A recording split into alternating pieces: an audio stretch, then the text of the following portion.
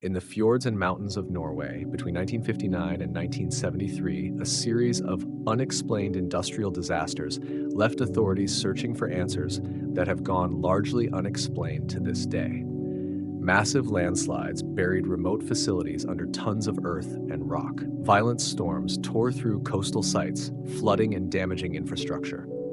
Sudden floods surged without meteorological precedent, overwhelming factories and leaving behind extensive wreckage. Official investigations pointed to possible geological instability and extreme weather events. Yet a disturbing pattern emerged across every incident. Witnesses and photographs consistently captured the same figure at the scene: a single elderly man wearing an eye patch, standing calmly at the edge of the destruction at all of the scenes, accompanied by a large black dog. The first documented event occurred in the winter of 1959 in the Telemark region of Norway. A major landslide destroyed a remote logging mill overnight. When daylight came, the site was in ruins.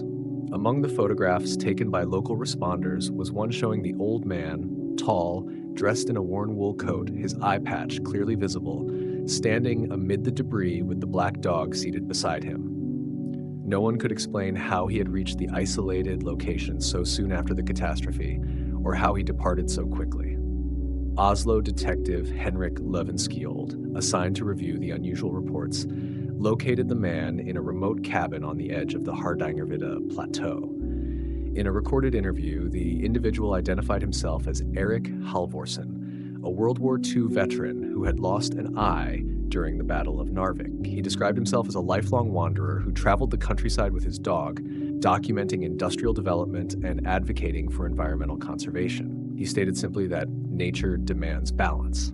Løvenskiold found no evidence of criminal involvement and closed the inquiry, though he noted the man's unusually steady demeanor. Several months later, journalist Johan Eriksson of Aftenposten, allured by the story of the strange suspect, tracked old man Halvorsen to a small village near Bergen. In an interview conducted at a local inn, Halvorsen spoke in more cryptic terms compared to before. He alluded to foreknowledge of the landslide and described whispers from the earth, responding to human exploitation of natural resources. He emphasized that humanity's future depended on respecting ancient forces tied to the land. Eriksson documented the conversation carefully and later published the account in his book, The Watcher at the Edge, Norway's First Warning. It's been on the banned book list in Norway since 1971. This strange story seemed to continue in 1966, when a powerful storm struck the industrial port of Stavanger, flooding refineries and causing widespread structural damage. Archival news footage again showed several news photos of what looked to be old man Halvorsen standing on a damaged pier, unmoved by the wind and rain, the black dog at his side. The detective, Løvenskiold, increasingly troubled by the recurring appearances, followed Halvorsen to an abandoned farmhouse in the Jotunheimen Mountains.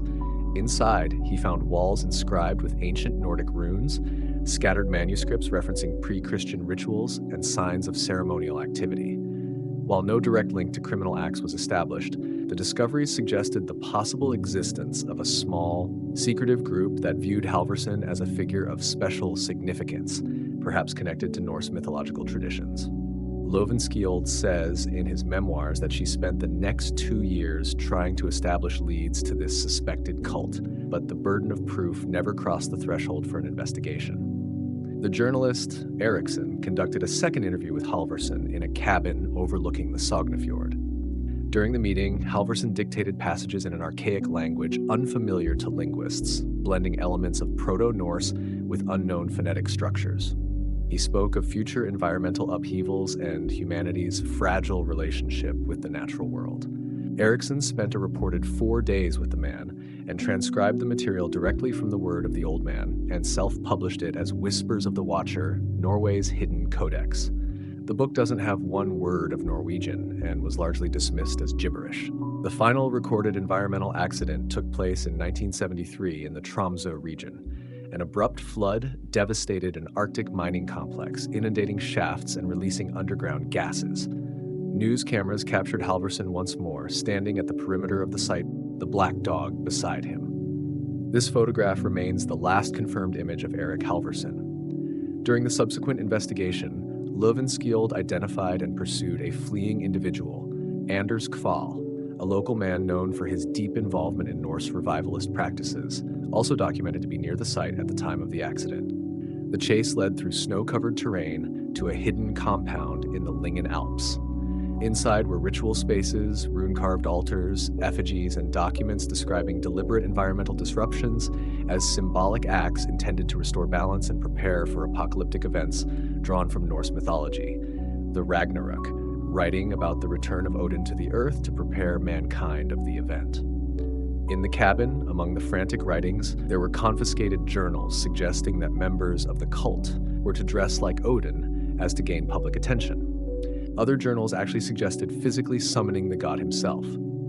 Cavell and 4 other associates were arrested, but eventually not charged due to lack of evidence. Halvorsen was not present and has never been located. Further details about the case were not made public after the arrests. Following these events, Johan Eriksson's mental health deteriorated acutely. On the night of the 1973 flood, records show he awoke abruptly at the exact hour the disaster struck, despite being hundreds of kilometers away. He left his home in a trance-like state and was later found by neighbors performing what appeared to be a ritual in a nearby forest, chanting in an unknown language and arranging stones in runic patterns. He was immediately admitted into a psychiatric hospital despite great resistance.